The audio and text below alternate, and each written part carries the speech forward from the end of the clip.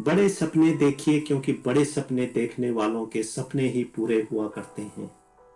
ऐसा धीरूभाई अंबानी का कहना था। धीरज लाल हीरालाल अंबानी, जिन्हें धीरूभाई भी कहा जाता है, भारत के प्रसिद्ध उद्योगपति थे। बड़े सपने देखने देखिए क्योंकि बड़े सपने देखने वालों के सपने ही पूरे हुआ करते हैं।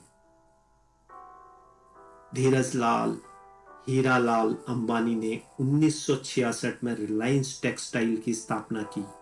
धीरूभाई अंबानी ने 300 रुपये वेतन में काम किया, लेकिन जब धीरूभाई ने दुनिया से अलविदा किया उस समय उनकी संपत्ति 62,000 करोड़ रुपये से भी ज्यादा थी।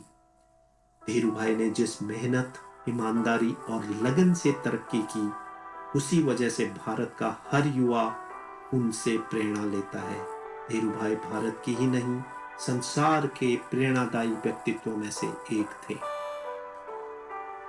धीरजलाल हीरालाल अंबानी का जन्म 28 दिसंबर 1932 को गुजरात के जूनागढ़ जिले के छोटे से गांव चोरवाड़ में हुआ था। उनके पिता का नाम हीरालाल अंबानी और माता का नाम जमनाबेन था। धीरूभाई अंबानी के पिता एक शिक्षक थे। धीरूभाई के 4 भाई बहन थे। धीरूभाई का शुरुआती जीवन कष्टमय था। इतना बड़ा परिवार होने के कारण आर्थिक परेशानियों का सामना करना पड़ता था।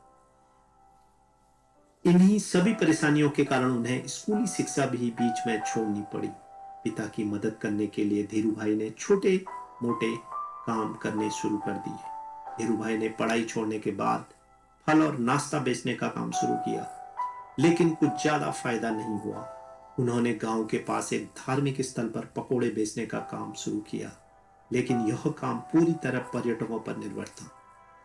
जो साल के कुछ समय तो अच्छा चलता था, बाकी समय इसमें खास फायदा नहीं था। धीरूभाई अंबानी ने इस काम को भी कुछ समय बाद बंद कर दिया।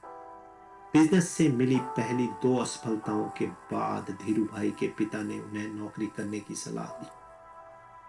धीरूभाई अंबानी के बड़े रमणीक भाई यमन में नौकरी किया करते थे।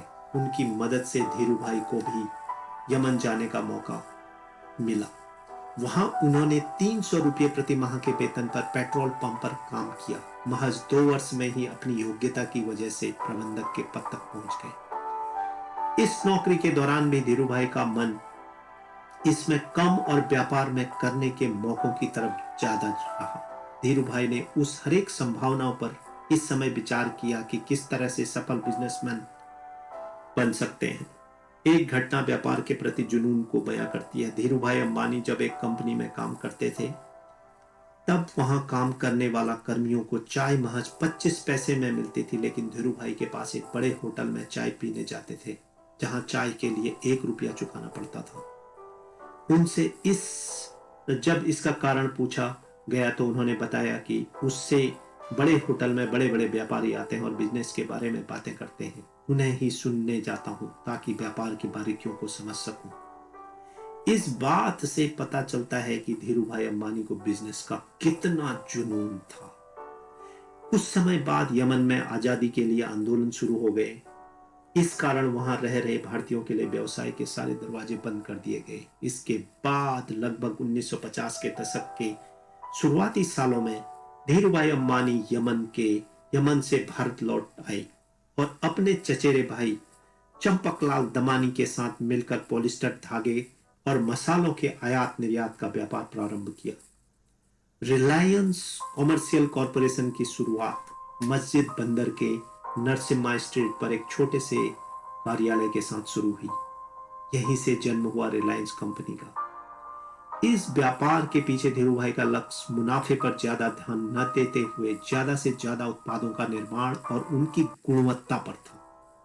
इस दौरान अंबानी और उनका परिवार मुंबई के फुलेश्वर स्थित जय हिंद स्टेट में एक छोटे से अपार्टमेंट में रहता था। वर्ष 1965 में धीरूभाई अंबानी और चंपकलाल दमानी की व्यावसायिक साझेदारी समाप्त हो गई।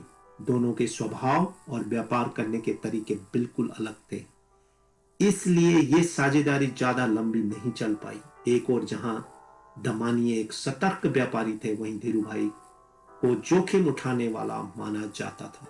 इसके बाद धीरूभाई ने सूत के व्यापार में हाथ डाला, जिसमें पहले के व्यापार की तुलना में ज्यादा हानि की आशंका थी, पर वे धुन के पक्के थे। उन्होंने इस व्यापार को एक छोटे स्टोर पर शुरू किया और जल्द ही अपनी काबिलियत के बलबूते धीरूभाई बॉम्बे सूत व्यापारी संगठन के संचालक बन गए।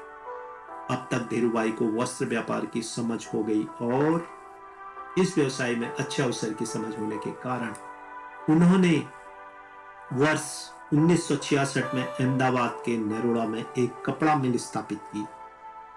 यहां वस्त्र निर्माण में पॉलिस्टर के धागों का इस्तेमाल हुआ और धीरूभाई ने बिमल ब्रांड की शुरुआत की, जो कि उनके बड़े भाई रमणीक लाल अंबानी के बेटे बिमल अंबानी के नाम पर रखा गया था। उन्होंने बिमल ब्रांड का प्रचार इतने बड़े पैमाने पर किया कि यह ब्रांड भारत के अंदरूनी इलाकों में एक घरेलू नाम बन गया। 1980 के दशक में धीरूभाई ने पॉलिएस्टर फिलामेंट यार्न निर्माण का सरकार से लाइसेंस लेने सफलता हासिल की। इसके बाद धीरूभाई सफलता की सीढ़ी चढ़ते चले गए। धीरूभाई को इक्विटी कल्ट को भारत में प्रारंभ करने का श्रेय भी जाता है। जब 1977 में रिलायंस ने आईपीओ जारी किया, तब 58,000 से ज्यादा निवेशकों ने उनमें निवेश किया। धीरूभाई गुजरात और दूसरे राज्यों के ग्रामीण लोगों को आश्वस्त करने में सफल रहे कि जो उनके कंपनी के शेयर खरीदेगा उसे अपने निवेश पर केवल लाभ ही मिलेगा। अपने जीवन काल में ही धीरूभाई ने रिलायंस कारोबार का विस्तार विभिन्न क्षेत्रों में किया। इसमें मुख्य रूप से पेट्रो रसायन, दूरसंचार, सूचना प्रौद्योगिकी, ऊर्जा, बिजली, फुटकर, कपड़ा, टेक्सटाइल, मूलभूत सुविधाओं की सेवा, पूंजी बाजार और प्रचालन तंत्र शामिल है। धीरूभाई ने दोनों पुत्र 1991 के बाद मुक्त अर्थव्यवस्था के निर्माण हुए नए मौकों का पूरा उपयोग करके रिलायंस की पीढ़ी सफल तरीके से आगे चला रहे हैं।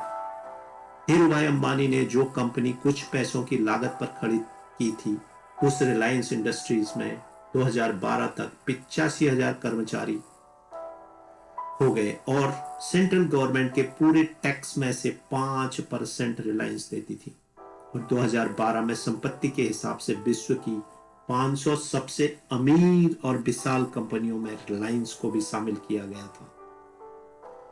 धीरूभाई अंबानी को संडे टाइम्स में एशिया के टॉप 50 व्यापारियों की सूची में शामिल किया गया था। धीरूभाई अंबानी का विवाह कोकिलाबेन के साथ हुआ था और उनके 2 बेटे हैं, मुकेश अंबानी और अनिल अंबानी। 2 बेटियां नीना कोठारी और दीप्ति सलगा ओकर। दिल का दौरा पड़ने के बाद धीरूभाई अंबानी को मुंबई के ब्रीच कैंडी अस्पताल में 24 जून 2002 को भर्ती कराया गया था। इससे पहले भी उन्हें दिल का दौरा एक बार 1986 में पड़ चुका था, जिससे उनके दाएं हाथ में लकवा मार गया था। 6 जुलाई 2002 को धीरूभाई अंबानी ने अपनी अंतिम सांसें ली।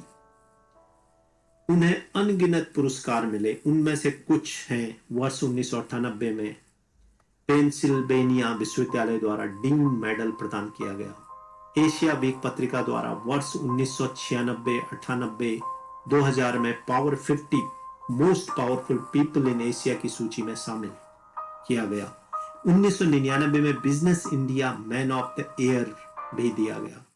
भारत के केमिकल उद्योग के विकास में महत्वपूर्ण योगदान के लिए Chemtech foundation and chemical engineering world द्वारा मैन ऑफ द सेंचुरी का सम्मान भी उन्हें 2000 में मिला।